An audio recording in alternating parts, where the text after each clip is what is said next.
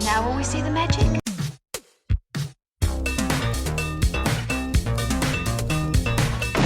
All right, where's Murray? Okay, who is it? This is Jesus, Kent. Know then that it is the year 10,191. Yes, we are bored. We're all bored now. Hi, good night. Good night. Hello and welcome to Mary vs. the Movies with your host, Mary Jones. Hi, Mary Jones. I'm Dennis Ling. Hi, Dennis Ling. Happy 2026. Is it? Yeah. I'm glad you're an optimist. Well, we're going to start it off with a movie. Well, okay, first of all, we've already started 2026 because we released an episode on New Year's Day. Yeah, but, we'd recorded it before. Shh. I don't want to spoil the magic. Yeah, exactly. But I do.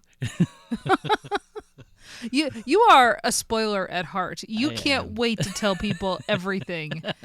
Like, it's amazing that this show works because there are times where you are champing at the bit to tell me what's in a movie we're going to watch. Yeah. Thankfully, this is not one of those times because you have no idea what this movie is. I feel like I know what this movie is. Really? What is it? I have no idea. Uh-huh. I don't even know what the title is. The title is The Mysterious Castle in the Carpathians. Oh, yeah, that. Yeah? Oh, yeah? I actually did read something about this years ago. Did you really? For real? This was like when I was on Twitter. Like I would get these weird movies all the time. Mm-hmm. So I have heard of this. Okay. And at some point back then, I was like, oh, I should watch that. Okay. All right. Yeah. All right. Well, this is coming to us courtesy of a guest that we're going to have on the show in the. It's not really second half because it's the majority, But when we come back from our break, The last 2/3. yeah, whatever. Yeah, I mean it kind of does play that way. But anyway, when we get back from the little break there, we have a special guest, Josh Seybert. His very first time on the show. Actually, this is his first. No, yes, Yes, exactly. it That's is. true. We had his Uncle His Morty. uncle was on Yeah. before, yes. And his uncle was on. He covered for us recently when we were, frankly, just overwhelmed with work and a bunch of other stuff. What was that movie or that short? Possibly in Michigan. Yeah, possibly in Michigan. Yeah.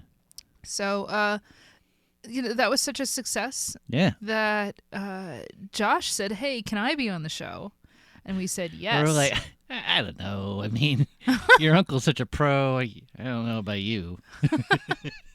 Look, Josh is a very funny person. He's a very We love funny Josh. and smart. He's great. And I'm so happy he's finally on this show because I have been a fan of his work. He has gone through a slew of names for whatever his project is. And he has a new one coming out. And when I say whatever his project, he has all these kind of, curious mini-series podcasts. There was Screaming at Clouds. There was what was the other name? It was recent. The 5-minute one? Or... Well, yeah, there was like the one that was like a bridge of sighs. Yeah. Then there was like his Uncle Morty and the Advent Calendar. Yeah. There's all sorts of stuff. So he's always working on new podcast projects. Of course, he has one with Andy Mascola, the host of People Are the Enemy. They do Empathy at the Apocalypse, which comes out roughly once a month. And that's always a very fun show. Mm-hmm. We have both been on it separately. Yep. And so Josh came to us with this movie. And, I trust his taste. He goes for the interesting, the unusual. And this is definitely, I don't know if it's like, unusual. It's just that it's in Czech. And I don't know how to pronounce any of it. So we're just giving it its English translation title, The Mysterious Castle in the Carpathians. The Czech title is, I'm not sure. How do you pronounce a J in, I guess it's a Y. Tajemství hradu v, it's just a V, guys. Karpatek or Karpatech. Yep. Oh, Carpathians is like Carpathians. Okay. Oh, okay. Yeah, that makes sense. All right. So, yeah, The Mysterious Castle in the Carpathians. It's based on apparently, I don't know how closely, but somewhat based on a Jules Verne novel, The Carpathian Castle.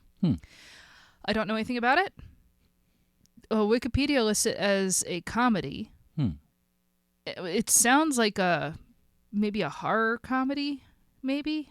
If it's a mysterious castle, but it's a comedy, I gotta think it's, something. It's gotta be fun, right? It's a castle run by dogs. What? Why would it be run by dogs? Oh, I'm just trying to work our dogs in. So do you think there'll be a love triangle?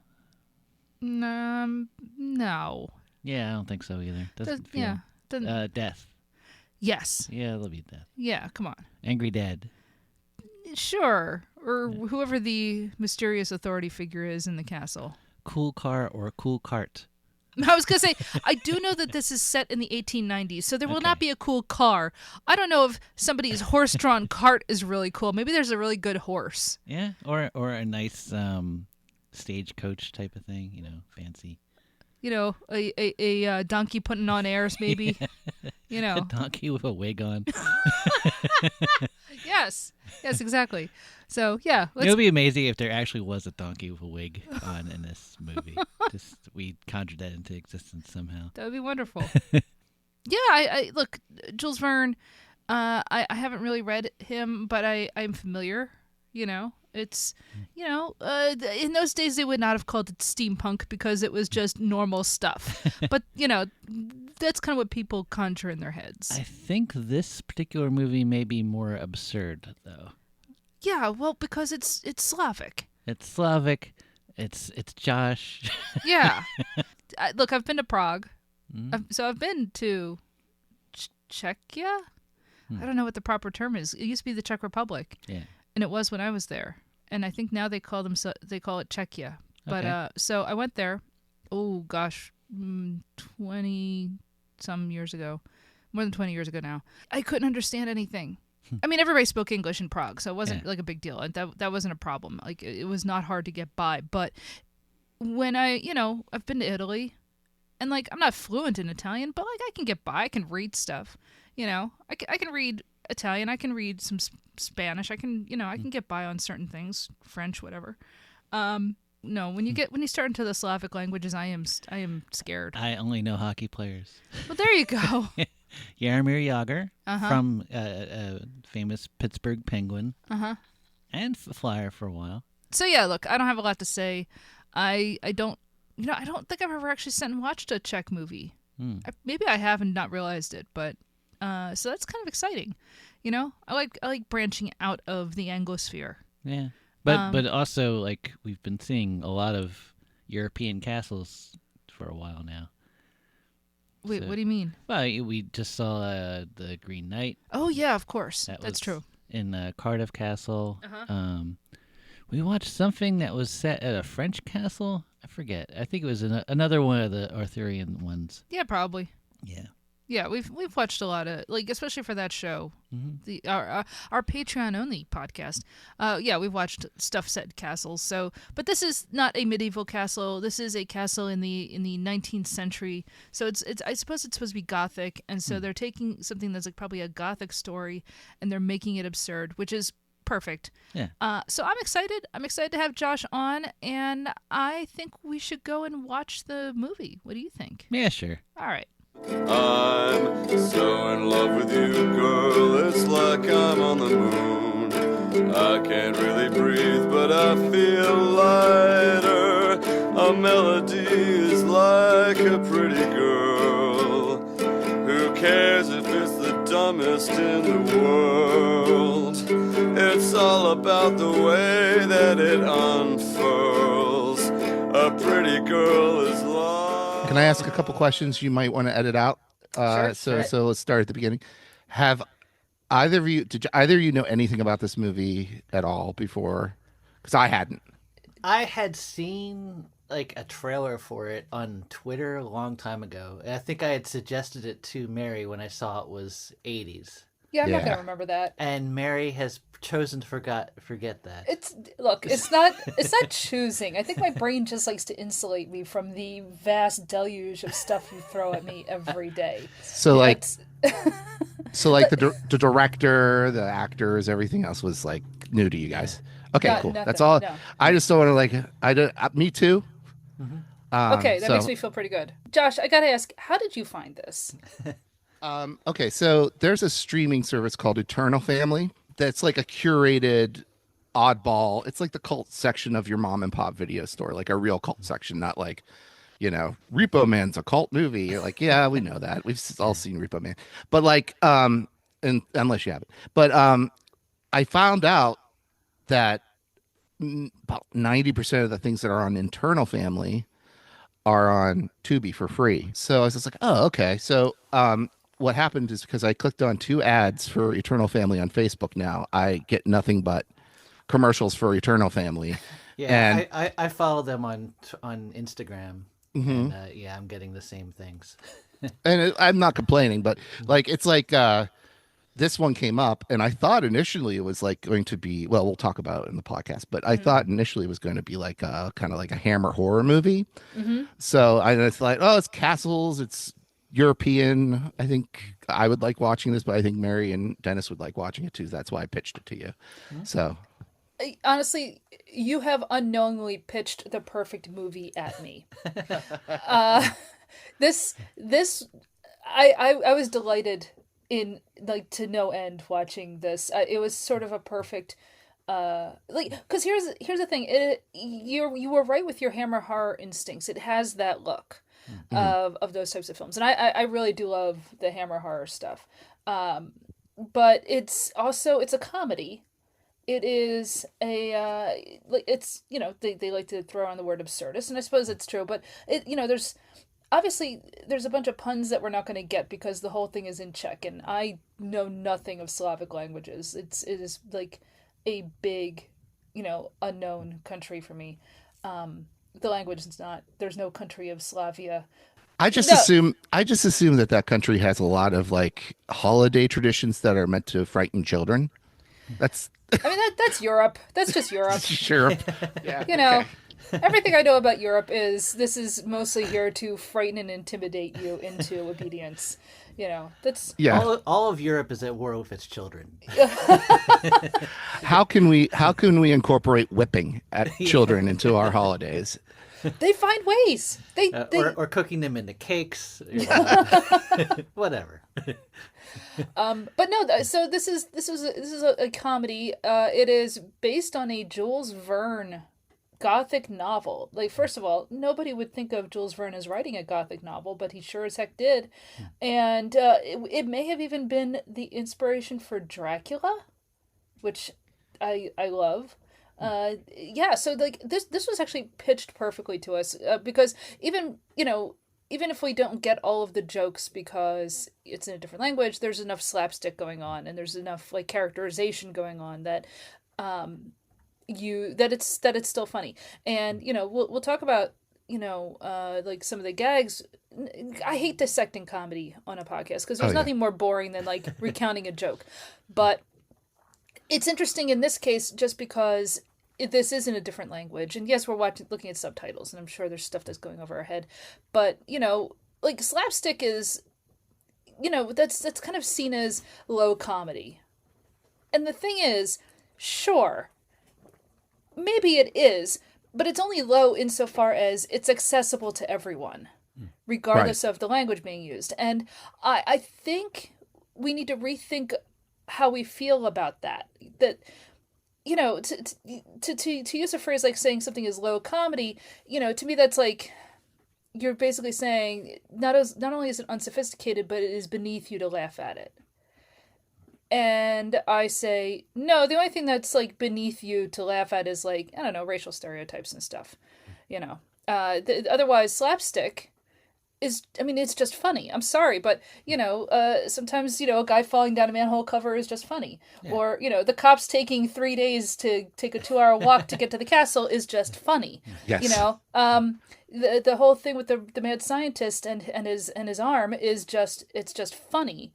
And just because it is slapstick, just because it doesn't use language as the way to generate the humor, does not mean that this is not worthy of laughing at if you consider yourself an intelligent person. Sorry, I had to go off on like a diatribe because I am that kind of show. No, I understand. It's more of like, I think it's low humor, but it's also sort of a celebration of silliness. Yeah. That it's sort of like, oh, you know what?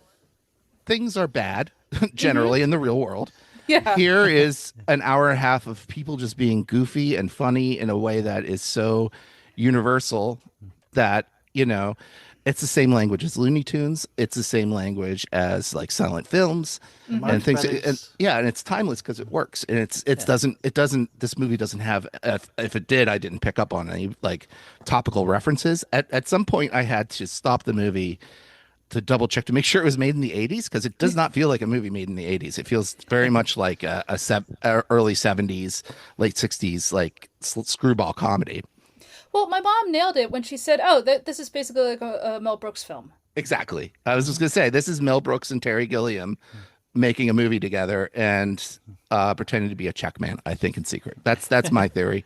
That's exactly what it feels like watching it. Yeah, it's just that it happens to be in a different language. So yeah, you're not going to get all of the jokes, but the vibe of it is very, as you say, Terry Gilliam is absolutely in there, especially with all the steampunk stuff going on.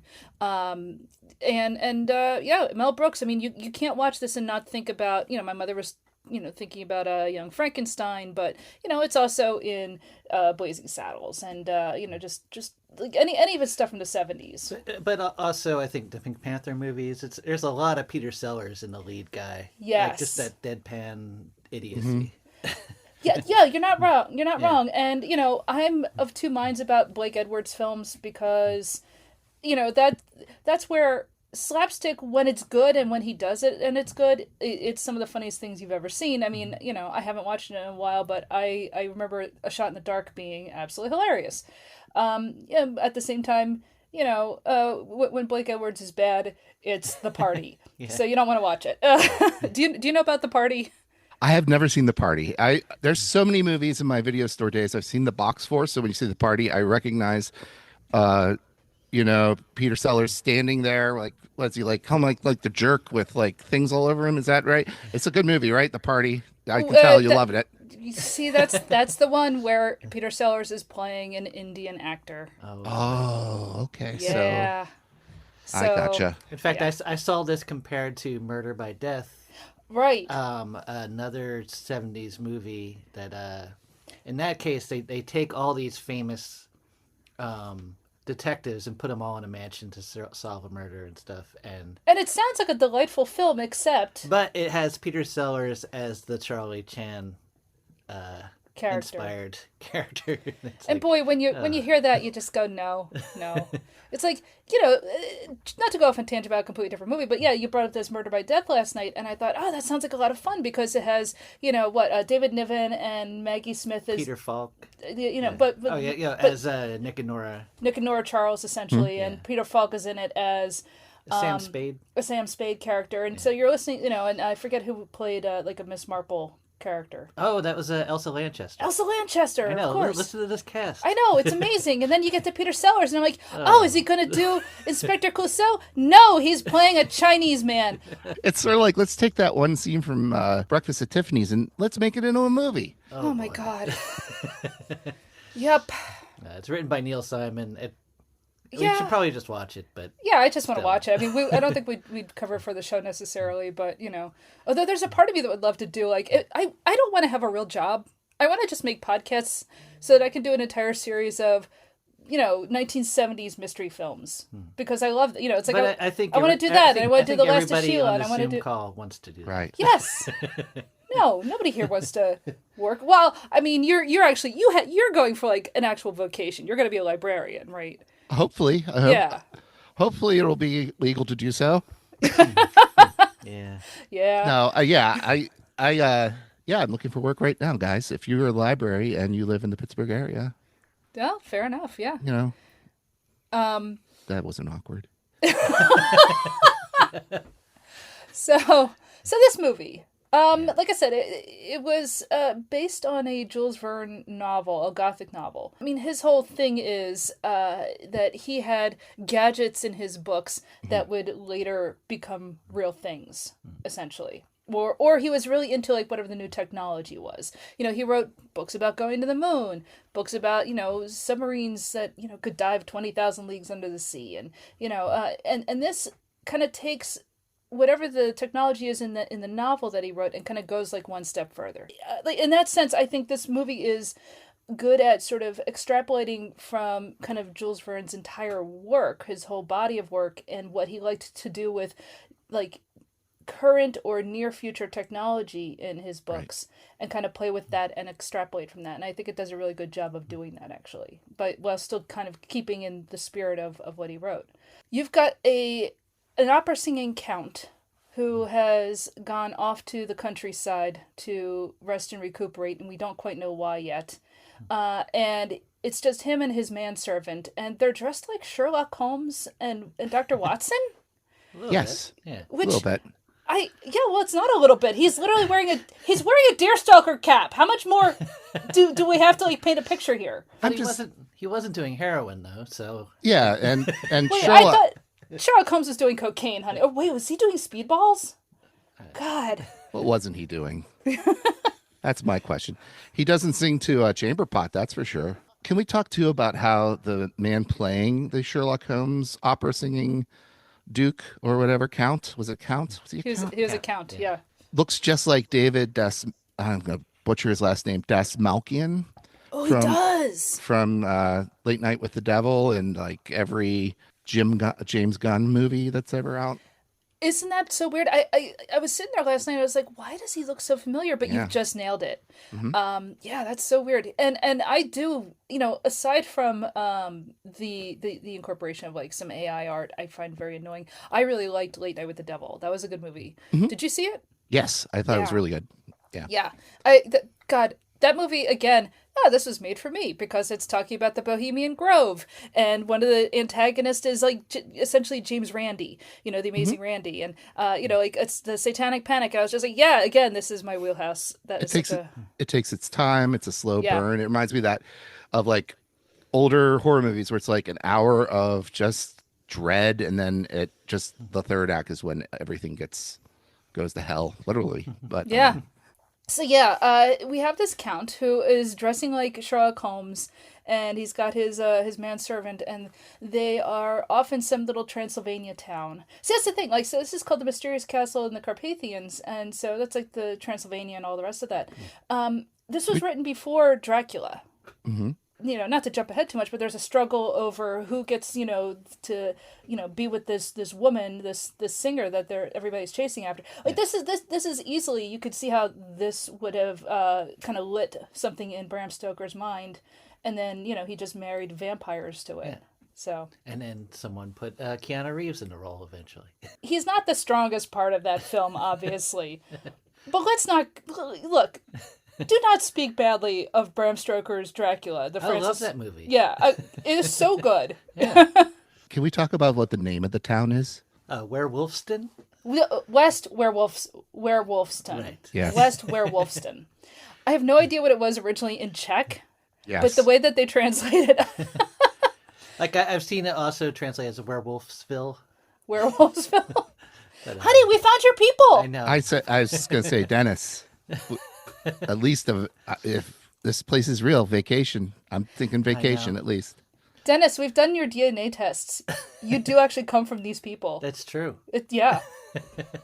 We got to go. Yeah. Yeah. So. Aru.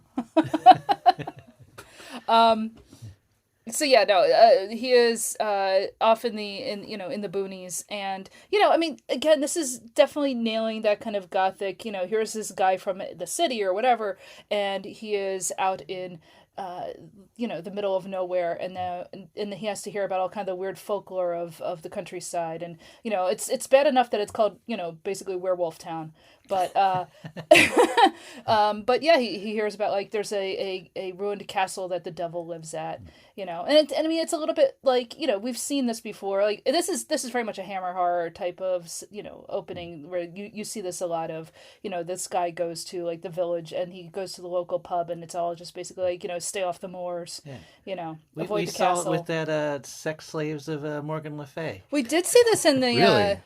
Yes. Did you ever watch that? I haven't. My mom won't let me. Okay, here's the thing. The title's a bit much. Mm-hmm. It's actually a really good film. Okay. It's a French, yeah, I mean, like, it's a little softcore, I guess, but, well, it's not a little softcore, it is softcore, but... It's basically a movie about those covers of a woman in a nightgown fleeing a castle. Oh. Yeah. That's just the whole movie, really. That's basically the whole movie, but what if, like, the, evil person at the castle, like, was a woman instead? Yeah, So- another woman in a nightgown, surrounded Yeah. by women in nightgowns. Again, it's a great film. No, but seriously, it's also like that same sort of gothic trope of, Okay. the outsider comes to this rural place and, is beset by the local horrors. Yeah. But how about the scene where they actually give the exposition of the castle? Because that's when I knew that I was going to kind of like this movie to love it. Where basically the bartender, what he does is he's like, so tell the story, and he pulls out a vial of what I assume is vodka, and then like goes up to what appears to be a mountain of rags, and then waves the vodka around the rags, and this old man slowly pops his head up like a turtle from a shell. Like hatches out of a furry egg. Yes. And starts to tell the story and falls asleep like partway through. And it's just like, oh my God, this is Terry Gilliam. This is Yeah. the Terry Gilliam aspect of it. And then you see the wife of the basically the sidekick in the movie, and it's like something out of a Mel Brooks movie. I do love her whole goal is just to like get married to this guy and knit sweaters and just cover him essentially in knitting. Yes. Even his gun is going to be covered in like a nice little koozie, Yes. There are worse goals in life, I suppose. She's apparently the opera singer that's actually singing. Really? Yeah.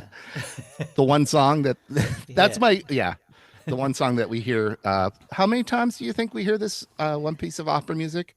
Quite a bit. Do you know what the We're piece probably is? singing No. in our sleep. No. Yeah. Since we watched this movie, we're all just humming it. I mean, I did appreciate the operas that they at least visually alluded to, because I don't necessarily know I know some opera, but I know it better more because I could see like some of the costumes they threw up. So I think, when we see the montage of the opera career of the Count, I think one of the pieces he's in might be like, it's probably like Aida or something because it's Egyptian. But there's a great whole thing of him being in Lohengrin.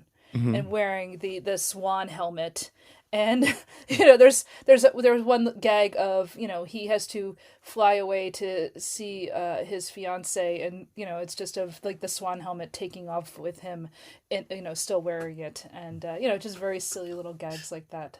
But it was one of this.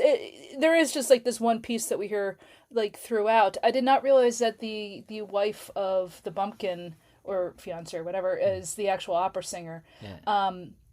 But it's funny you say that, because now immediately as soon as you said that, I went, oh damn, she looks like Brunhilde. Yeah.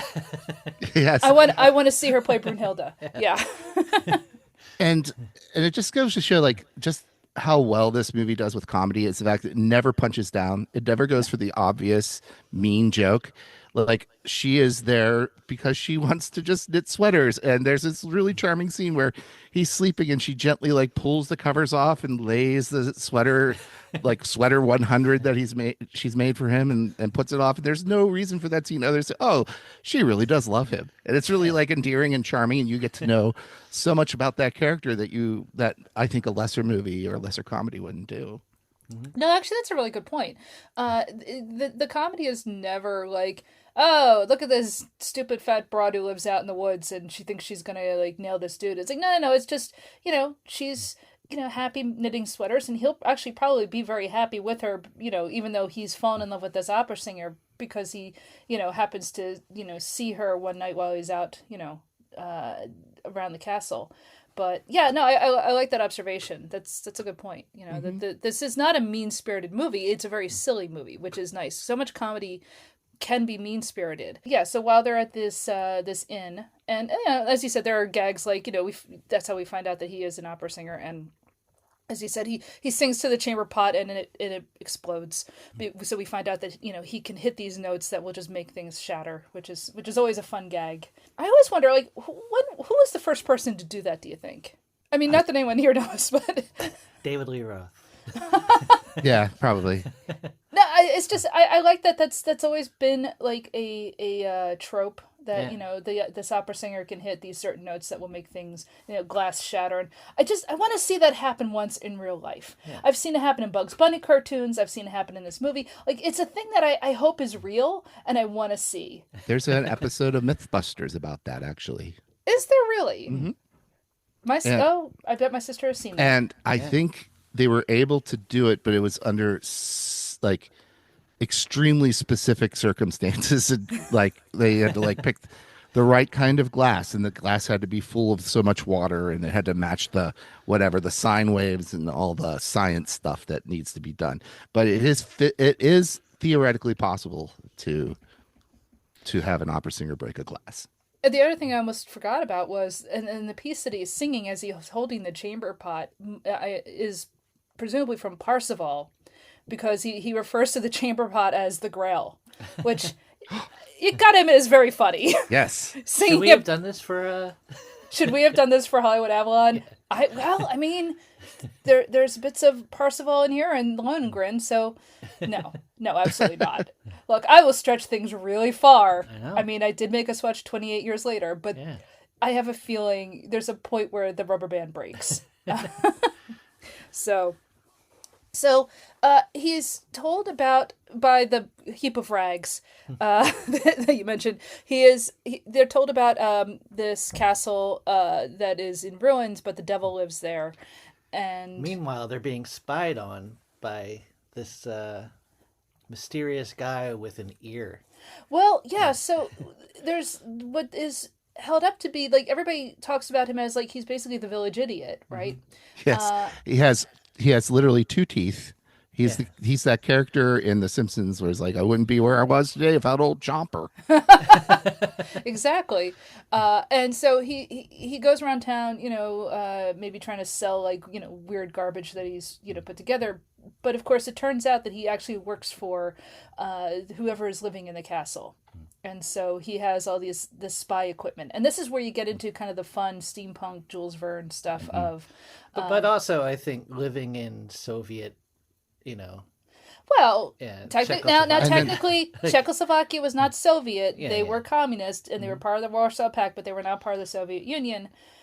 But there's still this whole, surveillance state and all that. Mm-hmm.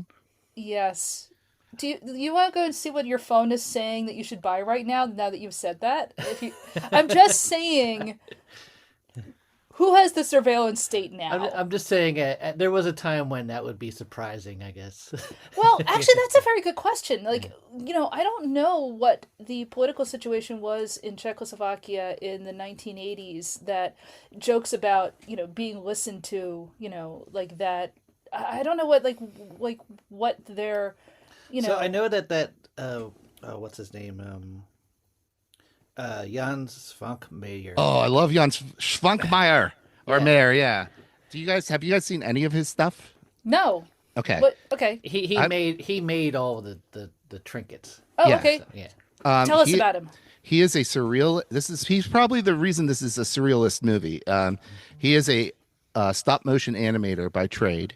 He has made a bunch of movies. He made a very, very dark and unnerving version of Alice in Wonderland. I think it's just called Svankmajer's Alice, that I highly recommend. All of his stuff, all of his puppetry kind of that he uses kind of looks like sort of like taxidermy mixed with steampunk. You saw with the giant ears thing that he was holding at one point. That's very on Svankmajer. He made a terrifying horror comedy called Little Otik, which is about a childless couple that wants a child so badly they start nursing a tree, and the tree starts to come to life. Incredible movie. Made me scared of trees for a little bit. This sounds incredible. I got to see this guy's stuff. Yeah, I think Terry Gilliam was very much inspired by him. If you watch his If you see, he has a bunch of animated shorts. There's one where people are just eating, and he like animates their heads, and they switch back and forth with claymation, so it gets very like grotesque. I'll find a link and I'll send it to you later on. Please, but, yeah. Yeah, I was looking through other Czechoslovakian films, and it seems like they have a lot of films where it switches between live action and animated, like just interchangeably, and there's a lot of tinting. Like, there's a lot of stuff that reminds me of that, what's that 26 movie that we saw, the animated. 26 animated. German. Oh, it'll come to you, because I'm drawing a blank. We saw it. It's in a theater. I believe you. I just I don't no idea what you're. Yeah, it's Bambi. No. Yeah, Bambi. But I do love, as you said. So this guy made all of the kind of the tech, as it were. So for their listening devices, it's like brass ears that work as what's I guess a microphone essentially, and eyes embedded in different things like paintings and stuff. But they what's interesting is in the way that they do this, then you have, say, a camera hooked up to like a kite, which is working like a drone essentially. Prince Ahmed. Oh yeah, that thing rocks. Yeah, okay.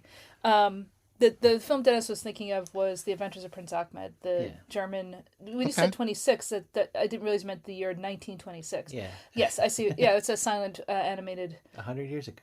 Yeah, it's amazing. Oh wow, it is, isn't it? Jeez. But anyway, yeah. So he has all these, like you mentioned, the giant ears and whatnot.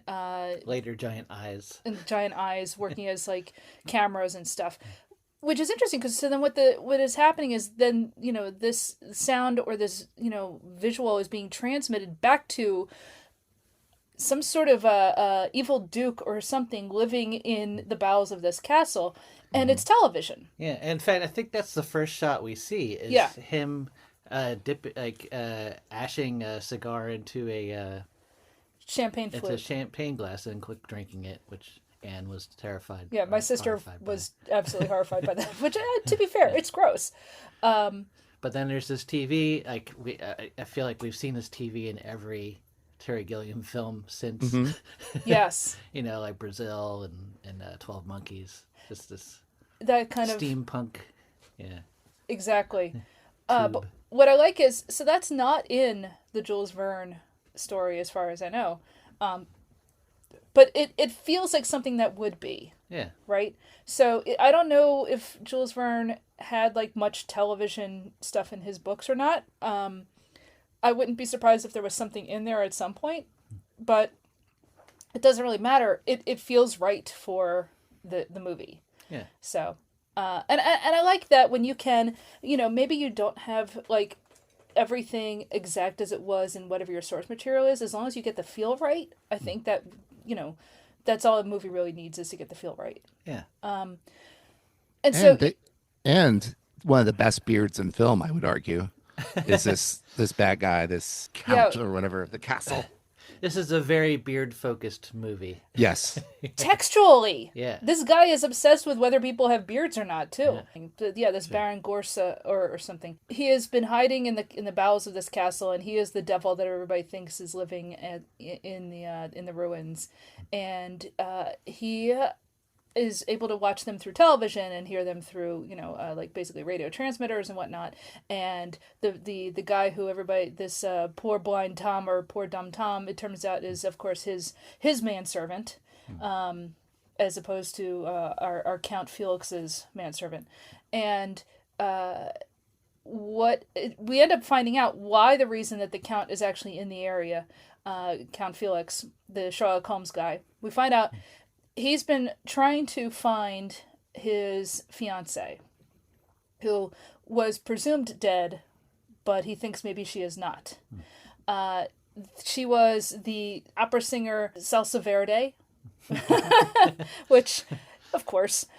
tasty opera singer. She had been basically stalked through her career by this Baron Gorsa, and he just would not leave her alone, and so she at one point basically passed out from all of the exertion of trying to outrun this guy who was constantly stalking her. And it turns out, he is the one who is in this castle, and there is like a hint that maybe she is being held as a captive there. She is not actually dead. And so that is why Count Felix is in town, is to rescue his missing fiancée. Mm-hmm. And the way that, he knows that he's on the right track is because the local guy, he's a civil servant, he's also a huntsman or something like that. He's a forester, I think is what they say. Yeah, okay, you're right, sorry, it's a forester.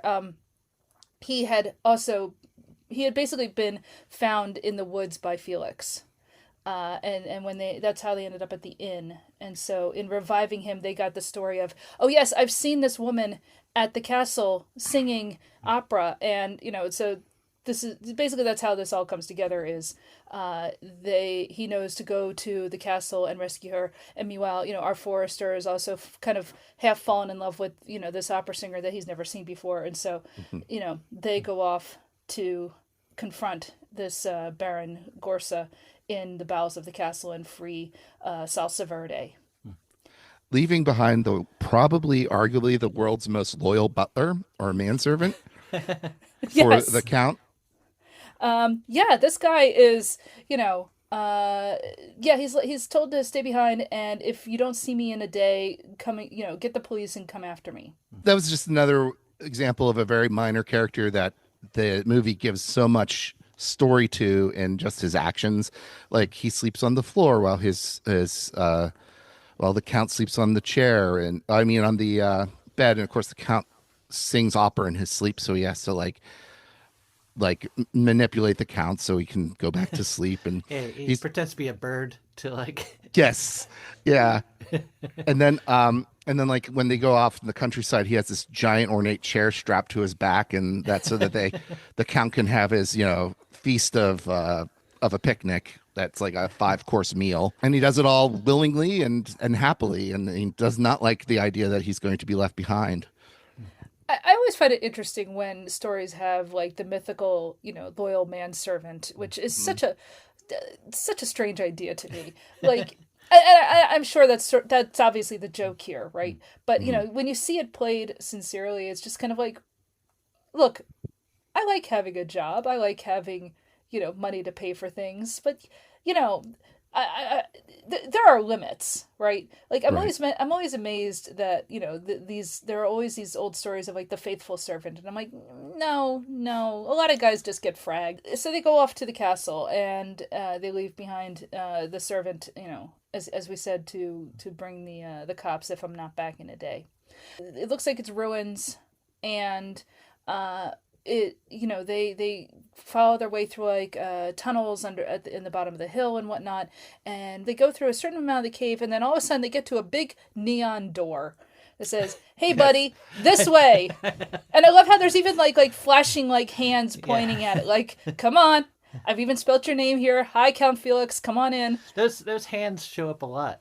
There's a lot of hands. Yeah, because the first time when they find the forester, at first it looks like this, like all these like cutouts of hands, like with 3 fingers, all pointing in the same direction.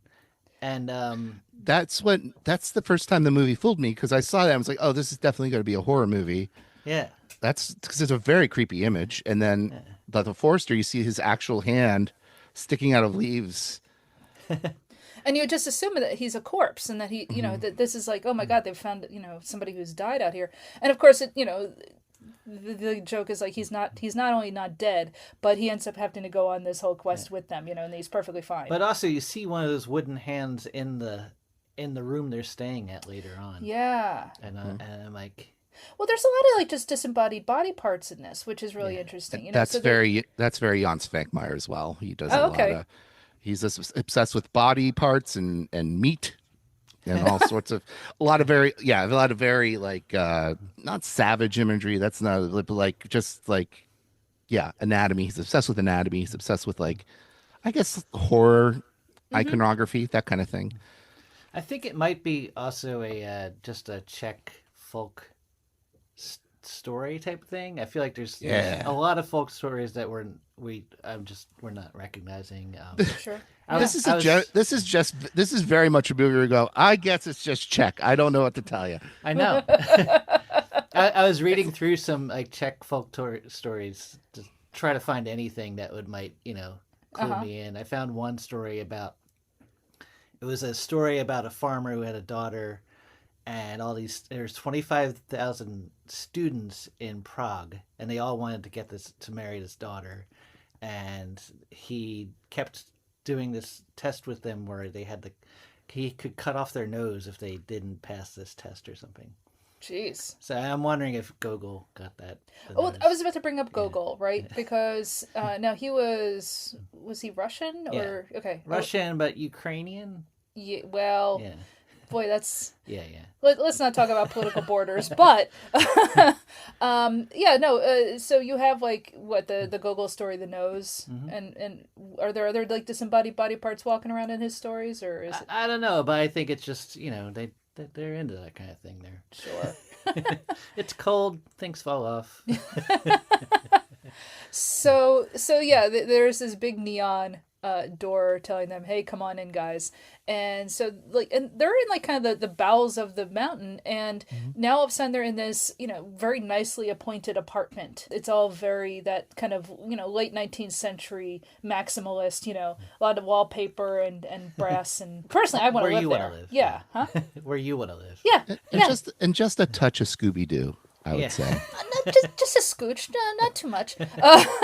Actually, there is a lot of Scooby Doo in the way, especially like there's things like the doors open and close on their own, and the floor raises and lowers a lot on its own, and there's a lot of eating.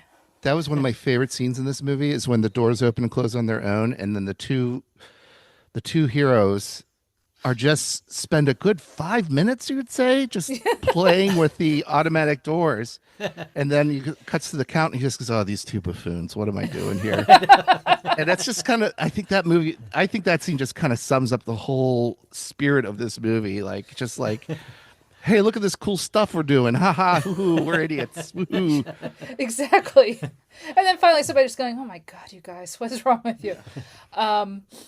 So finally, Baron Gorsu is revealed.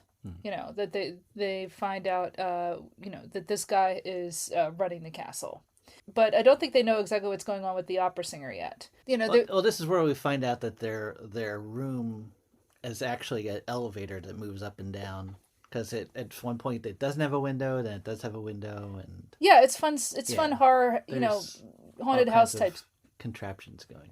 Exactly, it's like classic haunted house type stuff. Basically, this happens every time you go to the Haunted Mansion in Disney World. It did feel like that a lot, I think. Yeah. Oh, definitely, yeah. But also, the Haunted Mansion. It's that that attraction comes from the same place this movie comes out of, right? They're all playing with the same kind of tropes. And like Scooby Doo, everything is actually a contraption rather than. Yeah, there's nothing magical. There's no devil in the mountain. It's just contraptions. And now I'm trying to remember, how is it? There's actually a lot of Scooby Doo in this movie. Now that I think of it. Yeah. Projection. Yeah. Well, main protagonist loves food. There's a lot of eating in this. He eat like Ruby Rack. Raged venison. Oh no, I've got dueling Scoobies. Now I'm trying to remember exactly like how we get from basically we're running the castle and I'm going to run off with your chick. I guess they show her to them.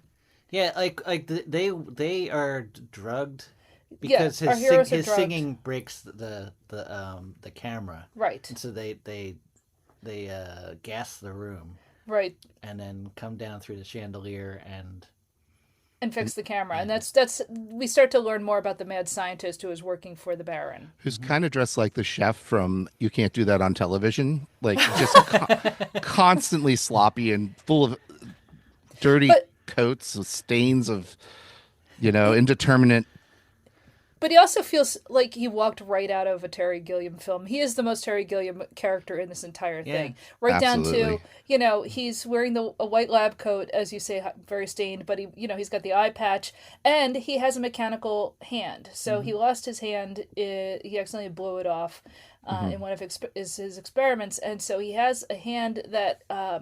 inside this metal contraption, different things can come out. So out can come a knife, and out can come, different implements. Toothbrush. Yes. So they're not always useful. Yeah, it's Inspector Gadget. Exactly. Yes. Thank you. It's Inspector Gadget.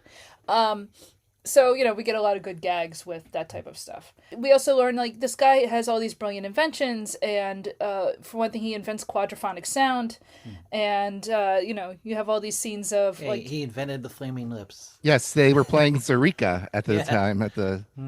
Exactly, yes. They also, have invented film, television, I should say. So, not that they invented film, but they invented television. Yeah, it's so funny. All the inventions in this movie are not whimsical at all. They're like no. Hey, it's television. Hey, we're going hey, I invented the stereo. Yeah, I invented stereophonic sound. Here is I don't know. Well, that's the Jules Verne aspect of it, though. Yeah, And that's kind of what I like. True. Yeah, and it fits. So I like that. What Verne essentially did was take a gothic novel, and what's gothic is all kind of the eerie, the uncanny, the things that you can't quite understand, and he does literally the Scooby-Doo thing of actually there's a rational explanation for all these weird things happening to you. It's just that it's really advanced technology, what would be advanced for the time. And as much as I do love the weird and the eerie and the unexplained, sometimes I think things get a little too explained. Midichlorians. I also appreciate it when you do the Scooby-Doo thing and it's just, hey, it turns out that, they just... Land development. Yeah, exactly. So no, I actually really like the way that they do that in this movie. He is playing these recordings of Salsa Verde singing this opera, and is in love with that, and that should be obviously the first clue that is she really at this castle? And I started thinking, no, I guess she's probably not, because then I realized, the image that we kept seeing of she's singing in the room of the castle was actually just film footage of her singing in the opera that we saw earlier, because you see it's the same background, right? And you think, oh, okay, so she's not really at this castle. Except then the film Your does... princess is in another castle. Exactly. But then what the film does is, we are taken to her kind of behind glass, laying on, like a couch. Yes. Just waving her arm, too. Yep. Like, hi, I'm back here, honey. And, and so it's oh, I guess she is in this castle. So, what is going on in here? Because I'm dumb. So I'm just taking the film at face value. I did the same thing too. I'm just oh, there she is. Maybe it's not just she's being projected on a wall or something. And so they say, okay, well, we have to break her out and escape because he is going to, Baron Gorsu is going to, run off with her if we don't. And so it's basically a battle between, Count Felix and the Forester. And But the Baron's plan is to just blow up the entire castle. We find out, that she's there. She's dead. Yeah. She's very dead. Yeah. They accidentally crack the glass jar essentially that she's in, the glass room, and her body immediately disintegrates, except for a very disturbing mouth. Yeah. Jan Svankmajer again. Yeah. I would. And a mechanical arm. Yeah. And everything else is just black dust. Yeah. Which is, gross. Yeah. Pretty gross. Thank goodness, by the way, that there's no more ultra-rich people that use technology simply to recreate, a loving relationship that, in fact, doesn't really exist in real life. It's just all smokes and mirrors. Thank goodness we don't live in a world where you could just type into a computer something and have it. Exactly, yes. Thank goodness. So that's the thing. I'm watching this movie, and it did occur to me how, obviously, AI, right? That's horrifying. But I was thinking, when the book was written, what it turns out what they actually had was like a phonograph or something, that they had a record of her singing. So it wasn't her singing, it was just a recording. And then, this film takes it like one step further, and it is, film that they're seeing, and they don't realize they're looking at film because they don't know what a movie is. Mm-hmm. And if you were doing this now, you would go that one step further, that like it's an AI hologram or something, like the time they had Tupac on stage. That wasn't him. That wasn't Tupac. Josh, I'm so sorry. Hold on, I gotta Google something. I Hold really on. thought they would have told you by now. Oh, son of a! Go ahead. So now obviously like they would do like AI, right? But what struck me was, like, on the one hand, as you're pointing out, it is a massive like violation to like a person's being to be able to do that, to manipulate. Like in this, they actually manipulate her body, and this is horrifying, right? Yes, it becomes a full-fledged horror movie at that point, right? It really is. And when you think about, all that stuff about, oh, look, you can AI your grandmother so that she's never really dead. And it's like, no, she is. You're not actually, you're just talking to your phone and you're having a conversation with an algorithm. It's not real. And essentially that's, we are creating horrors every single day by, denying that death is a real thing. And that is the real horror, is that, if you have enough money, you can pretend that death isn't real and it will never come for you. And fingers crossed, it always does. But the other thing that struck me, though, at the same time, up until we came up with sound recordings and, frankly, photographs. Yes. When somebody died, you lost them entirely, right? Right. You might forget what they sound like. You might forget what they really look like. You can have a painting, but you don't really have like a true picture of them, right? Mm-hmm. Now, granted, the reality is, of course, like photographs are always a little bit of a lie, just because it depends on the type of lens you use and like, how you actually capture it. So like, there are limits to photography in terms of capturing how a person actually looks, right? But it's, more faithful necessarily than a painting, in terms of documenting.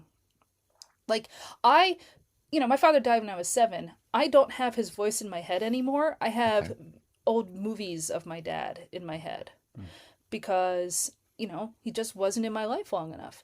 There is something weird and, unprecedented to human history that we can record people and preserve aspects of them that until the past 200 years you could not preserve. And there is something haunting about that, that I can pull up recordings I made of my stepdad before he died, right? And listen to them as if he was still in the room. There is something, poignant and haunting about the technology that we have. And that's actually, is it maybe actually a bad thing in a way? Because it is as different from AI. It is in that, the recording is real and it is something that they really said, but it is that same sort of denial. It's this idea that, I can preserve things. I can make sure that they never really go away as long as I have this recording, right? I don't know. It's just something I was thinking about. Like, there is something strange and wonderful about film and about, audio recordings, that we can preserve people. It's limited, right? It's not an entire person, but it is a technology that we didn't have before. You could write stuff down, sure, but most people didn't or couldn't. And now anybody can record you talking, or you can record yourself talking, and you hope that somebody can listen to it. And pledge $3 a month. Thank you. Yes, exactly. If you always want me in your ears and your hearts, you can join the Patreon at patreon.com/MaryVSMovies. No, God. But no, I do. Look, I don't know. It's just something I was thinking about. And then this is such a dumb movie for me to talk about that. But the impermanence of our existence, and our quest to preserve ourselves and defeat the giants. Listen, the planet's gonna blow up eventually. This is my thought. It's like, no, I mean, we're all staring down the heat death of the universe anyway. I get it, but well, I think that's I think what you're saying is like it's very interesting that kids like my kids' age are really into collecting physical items now, and I think that's because and I think it's one of the reasons why we were so initially against AI is that it's not a permanent physical tactile thing that we can associate with a memory. It's all data. It's all impermanent. So like my son, he has a copy of, he just got the copy of Fight Club. He's that age. But he has never watched the actual physical thing, but it's just comforting to him knowing he has it. Because, it's just like I'm really diverting us from whatever point you were trying to make. But like, yeah, there's a sense of comfort having these physical things that can reproduce memories, No, I think that's absolutely right. Well, I think the movie is about like it starts off making fun of the country bumpkins. They're like, oh, there's a devil that lives in that castle, and then it's like these kind of a baron versus a count, and they're all taken in by like these, like what science can do now, and then at the end, science just blows itself up. Yeah. And I mean, for an absurd, a silly comedy, actually, I think it is saying something. Even if I don't know if they think they're saying it, but it is saying it. Yeah. Does that make sense? And that might be the Jules Verne coming out of the book, like the story for the movie. I don't know if that was the filmmaker's intention or it's just like a byproduct of that type of story. But yeah, it's interesting. Yeah. Yeah, it's like these country bumpkins. Yeah, they believe all this silly nonsense, but they've lived this way for hundreds of years, and the rich weirdos. That's not going to last very long. Whatever weirder stuff they're doing. Well, you say that, but they're right. There is a devil living in the mountain, and it is the Baron, and what he's doing is monstrous, and so they're right for the wrong reason. Yeah, but that doesn't mean that they're wrong. Mm-hmm. And the rich are always evil. How do we feel about the henchman, which has the James Bond villain weapons that he hides in his fake beard? That's the big twist, by the way. That beard is fake. Yes, I love it. He knocks on his bald head first of all to activate it, and then whatever. It's another. Well, Inspector Gadget thing. Let's talk about his gadgets. His first gadget that we see, besides the ear, to record, what the count is saying. Mm-hmm. Right. But then we see him on this scooter. That was amazing. I know. And what's great is, so it's a scooter, and it's all very steampunk looking, but it's basically like the electric scooters that are all over the place now. Yeah. Yeah, and it's completely enclosed in his giant coat he's wearing. So you think he's a hunchback, but Yeah, a very graceful hunchback that glides from place through to place. the forest. Yeah. Oh, I love it. It's so good. And then later we see him disguised as a tree. Just kind of moving along like this, Terry Gilliam, Yeah. I feel like we haven't talked enough about just how visually striking this movie is and like the style of it, because it's such a pleasure to look at, even when arguably the second half of this movie is a little slow, I think, plot wise, but you don't care because there's just so much to look at. Yeah. Between the gadgets, and sometimes he's hiding a gadget, say on his chest under his shirt, and so when he pulls it up, and at one point it looks like, I guess it's gun barrels or something. Yeah. At another point it's a picture of a naked butt. Yeah. To distract the forester, which is great. Which completely works. That forester's out. This guy, he's never seen a butt in real life. If it wasn't his father's or something, they don't. It's too much information for him. It just breaks his brain. Oh, it's a fancy 19th century lady's butt. It completely stops him. A forester's weak point. The human butt.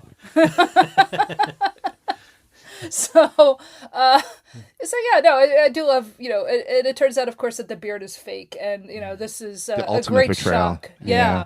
The Baron is so upset because his whole thing is you have to have a real beard. He's constantly making fun of the mad scientist's beard, and he hates the fact that Count Felix doesn't have a beard at all. It's how could his own henchman be truly without a beard? I know. Ugh, it's awful. There's, you can't get good help these days. The kite that he uses to spy on people I love too. that. Yeah, drone technology. I do. Yeah, I like that. The kite is up in the air and they have a camera on it and stuff, and it's. But as you said, the look of this film, I don't know how to describe what a Hammer horror movie looks like to people who haven't seen it, but it's, it's something where it's artificial 19th century. Very steampunk, very, a lot of brass and wood and leather. And I love it. Like, there's just something about the colors, too. Yeah, it's oversaturated. Yes. It's very theatrical in a way. It's like you definitely know you're on a set. You don't feel like you're on location. There's a reason why this movie opens with a curtain opening like you're on a stage. Yeah. Which is, by the way, if you want to win me over in a movie, just have it start with a curtain opening and I'm good, Yeah, absolutely. It's like that, Rushmore. There's a lot of I think a lot of Wes Anderson being influenced by this movie, especially during the opera scenes. Like there's the one shot where they're singing the opera and a man on a bicycles onto the stage, walks around, bikes around the cast, gives him the telegraph, and then he proceeds to sing the telegraph at the opera, like because he. I don't know if it's just because he has to sing everything as an opera or he's just trying to make it part of the show. But I was like, that's a Wes Anderson joke right there. Yeah. Oh, absolutely. Yeah, you can definitely look at this and feel like visually, if you like the Grand Budapest Hotel, you're going to love this. Mm-hmm. This is very of that type of look to what they're doing here. Now, the oversaturated, it's artificial. It's very consciously, you're watching a movie. As you say, they specifically have it look like a play at times. I don't know. I think it's just, I love when a film embraces its own artificiality. And I think, I get annoyed when people don't like that, actually.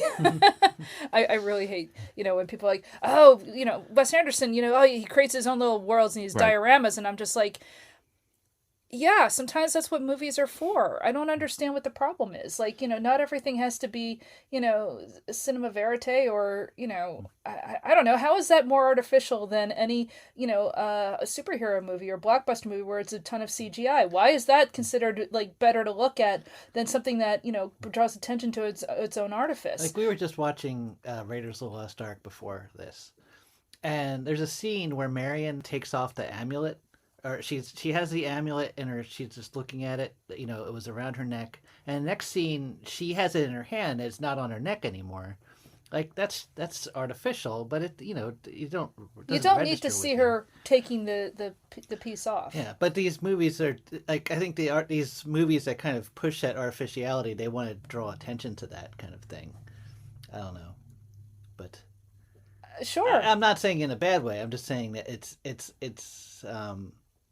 it's trying to force how much it can, trick you while keeping the story going, type of thing. Sure. Yeah. Okay. I don't know. Yeah. I don't know. I have not thought about it that way. I'll have to think about that. But yeah, I love just visually this film is so much fun to look at because there's also just like little gags going on all the time. It is that kind of thing, and there's just I don't know. There's just so much to look at in the background for me. Mm-hmm. Like I said, it's all very maximalist 19th century. Anyway. So the thing about this movie is that it's actually being made by like 3 directors. I mean, we'll get to that. Oh, really? Because you brought up the opening of the film opens with the curtains. So when we find out that this is all very fake and she's actually dead and we've been watching a film the whole time, that we do get kind of this drawn out sort of climax ending to the film of the everybody's fighting and hitting each other on the head, and it does have that kind of Scooby-Doo vibe of 2 people bonk heads and fall down and whatnot. Yeah, twice. Well, yeah. And the Baron has already, had the place wired to blow up, and kills off all of his scientists and stuff, except for the. Yeah, it's like the largest ZZ Top evil band. Like all the scientists all have the classic ZZ Top beard. And they're always moving. They're always moving the film fast, so that it looks like very Benny Hill kind of running around, wiring everything. The scientists think that they're going to be evacuated, but of course they get blown up instead. And so everything is wired to blow. But before they can blow the place up, the Baron accidentally lights the nitrate film that has the recording of Salsa Verde, and so that starts exploding. And I guess that's what sets off everything else that's been wired up to blow up. So it's by accidentally setting the nitrate film on fire, which I'm always a sucker for a good nitrate film burns like crazy reference. I love the Hitchcock movie Sabotage. That basically that's kind of like how that movie. You know what? I don't want to give too much of a spoiler for Sabotage, but have you seen it, Josh? I haven't. Oh my God, you have to see Sabotage. It is so good. So it's like 1935. Okay. It is Alfred Hitchcock, and it's, I don't want to say too much. Basically, a woman and her, I think it's... Of course, the confusing thing is that there's also a movie, Saboteur. That's a later Hitchcock film. That's a post-war film. It's easy to get those two confused. But... It is easy to get and that's also a good movie. But Sabotage is great, and there's basically a whole thing about how nitrate film explodes. It later got cycled into, referenced into, what's its name? Inglourious Bastards. Inglourious Bastards kind of riffs off of what happens in the movie Sabotage, but the original is so good. So I love anything about how nitrate film will kill you. Yeah. And of course the irony is that it's the film, the thing that preserved her, and her image and everything is what causes the whole place to go. It's like rain. It is like rain on your wedding day, honey. It is. You have 10,000 spoons.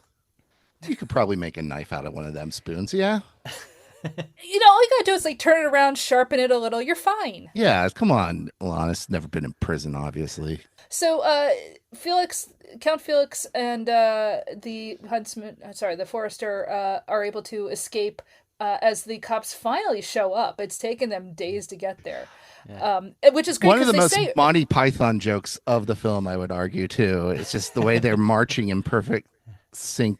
And that you can tell they're always marching, they're always singing the whole time. It does have a very Monty Python sort of feel to it, actually. And when they see on the TV that the cops are coming, like, oh no, the cops are coming. Well, that means they'll be here sometime tomorrow morning. No, it's even better. They say, well, it takes about 2 hours to walk here, so we'll probably see them tomorrow. Yeah. So, they are able to escape the castle and warn the cops, hey, don't actually invade because the whole thing is wired to blow. Right. And the place blows up, and then... They all run and jump into trees to avoid the boulders. Yeah, which... I feel like I've seen something like that in a Japanese movie, and I'm trying to think of what I'm thinking of. Yeah. I know I've seen that before. Of boulders running down, and they have to jump into a tree or something to avoid getting smashed. I've seen it in silent film movies before. I mean, I think of that Buster The Perils Keaton of one. Pauline. She does something like that. Have you seen The Perils of Pauline? I haven't. I've heard about it. Yeah, there's definitely some running away from boulders in that one, but yeah, I don't know.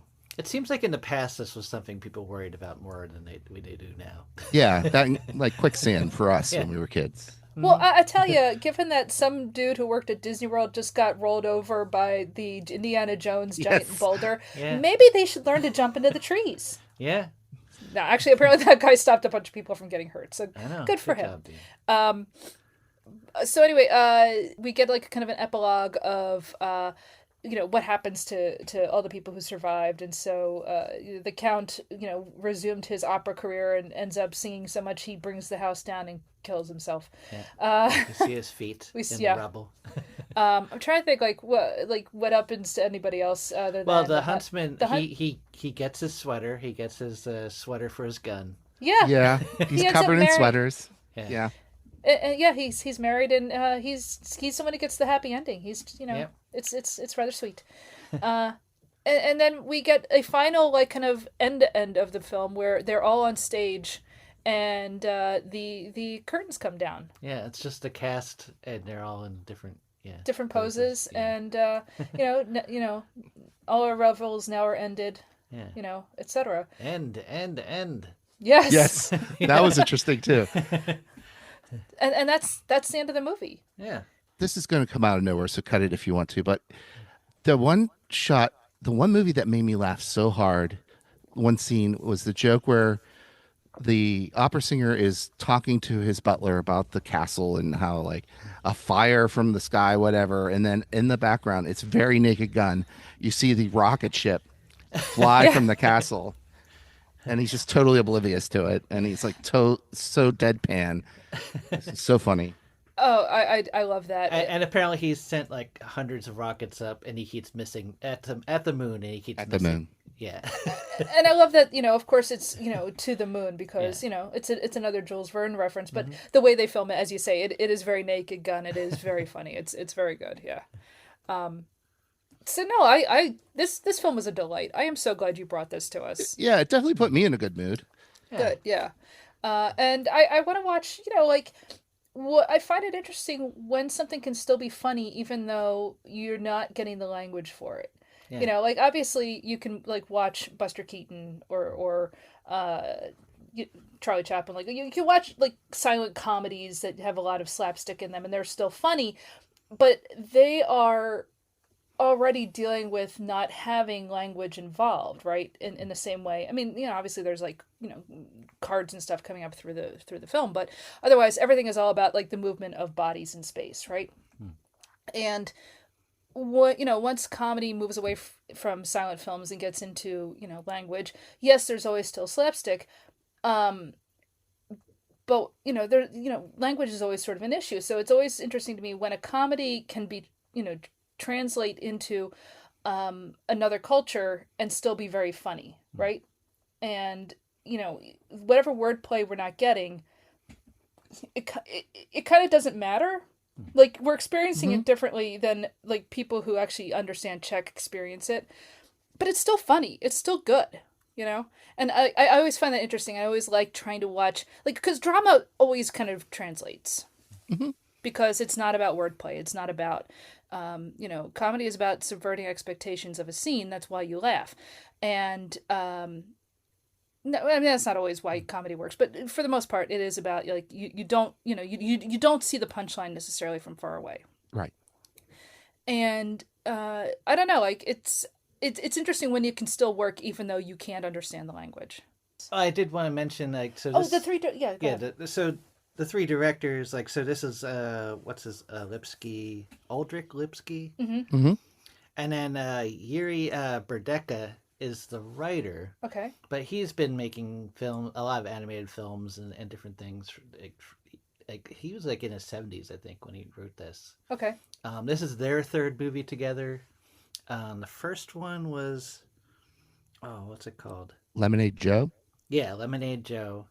And then the second one was the one you had mentioned in that chat about Adele. Adelpha hasn't had her supper yet. Yeah. Wait, is that what it's called? Something It's an amazing title. Yeah. And that's kind of like looking at it. If you, I don't know, it looks like it's like their take on Little Shop of Horrors, but with steampunk and Wild Wild West kind of imagery. Not the movie, the TV. It's almost all the same people. Yeah. Okay. The same leads and the same people working on it. Nice. We should watch that. And of course, the third one was the guy we were just talking about, Jan Svankmajer, whatever. I need to see more of this Svankmajer stuff. Yeah, this is great. I just seeing this, I feel like, man, there's so much more to see. It's not nice though. It's like it's like I talked to Evan one time on one of my old podcasts about how sometimes it's less about the thing and just more about the thrill of discovery, and it's such a serotonin like dopamine hit whenever you like get both. It's like here's this great thing that I probably would have grown up loving and been obsessed with, and now we have 2 more movies we can watch and probably love. Exactly. I mean, people will avoid world cinema because, they don't want to read subtitles, or they're just like, ugh, I don't know. I just, I don't want to watch something that, I'm not going to understand it because it's foreign. And the reality is, people are people pretty much everywhere. There will be cultural things that maybe don't translate, but beings kind of always react a certain way, right? And there is so much cross-pollination in film culture around the world. You're cutting yourself off if you don't go and watch this. So this is a Czech film based on a French novel, but shot through with what I can only think of as like Anglo film style, if that makes sense, because of the Hammer horror stuff, right? Think about like Kurosawa. The give and take between Kurosawa and Hollywood is it's created like just an unfathomably rich, language of cinema. Think about the influence of Truffaut on Wes Anderson and like the French New Wave. But the French New Wave comes from American noir, and American noir everything feeds off of each other, and everything informs each other. The world cinema is not foreign to you. It is not foreign to, and when I say you, the listener, the whole world is out there for you to watch. And the thing is that, a lot of these, people working in other countries, a lot of them end up in America making stuff too, like a lot of, like there's cinematographers and like everything that's going on around the world eventually filters into everything else. So. Exactly. How many great European filmmakers ended up like in Hollywood because of the the rise of the Nazis, right? Yeah. But learn to read subtitles, people. Just read subtitles. Exactly. It's a valuable skill. It'll open up a whole. Listen, just read. Yes. Just read, for God's sakes. Just a book. It doesn't have to be. It could be Berenstain Bears. I don't care. Everyone read. Listen to Josh the librarian, people. Yeah, he knows what he's talking about. And hire him. You read enough, somebody will buy you a little pizza. You know what I mean? Bring back Book Now It. I'm sold. Absolutely. I was all against reading until just now. We need a Book It program for adults. You read anything by the Russian masters, you get a quart of vodka. If I can fulfill my Goodreads or Storygraph goal every year, I should be getting gift cards. They should be paying me.